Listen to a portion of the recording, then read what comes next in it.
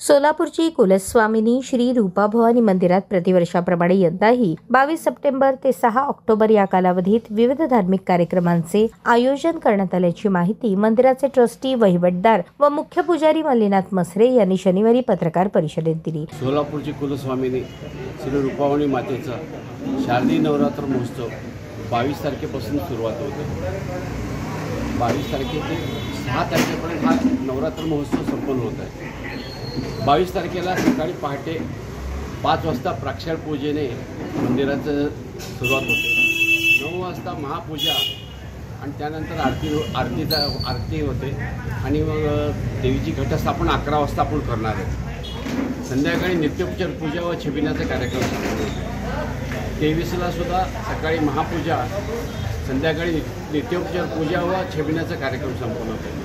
असे पूर्ण नवरात्र कालावधीमध्ये या पद्धतीचा कार्यक्रम राहणार आहे। ललिता पंचमी 26 तारखेला आहे। ललिता पंचमी 26 तारखेला सकाळी महापूजा संपल्यानंतर संध्याकाळी 5 वाजता कुंकुमार्चनाचा कार्यक्रम संपन्न होतो।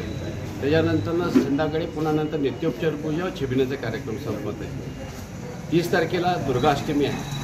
30 तारखेला दुर्गाष्टमीच्या टायमाला सकाळी महापूजा, अलंकार महापूजा, त्याच्यानंतर 1 वाजता होमास प्रारंभ होत आहे आणि पूर्णावती 7 वाजता होते आणि संध्याकाळी पूर्णावती झाल्यानंतर संध्याकाळी आपल्या घरातून 7 वाजता दहीहंडीची मिरवणूक निघते।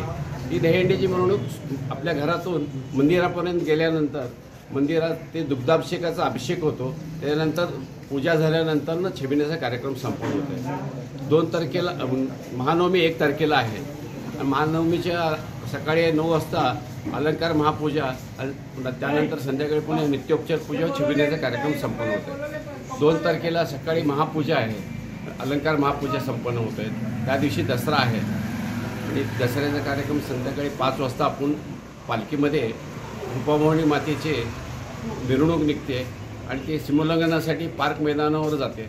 पार्क मैदानावर 5 फेऱ्या झाल्यानंतर सीमोल्लंघनाचा कार्यक्रम संपन्न होतो। तिथून पुन्हा रूपाभवानी मंदिरात प्रस्थान होते।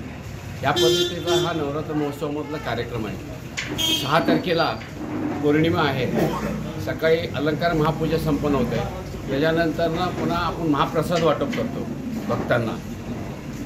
संध्याकाळी पुन्हा नित्योपचार पूजा व छबिनाचा कार्यक्रम संपवून दुधाचा प्रसाद, कोजागिरी पौर्णिमेनिमित्त सगळ्याला दुधाचा प्रसाद वगैरे संपन्न करतो।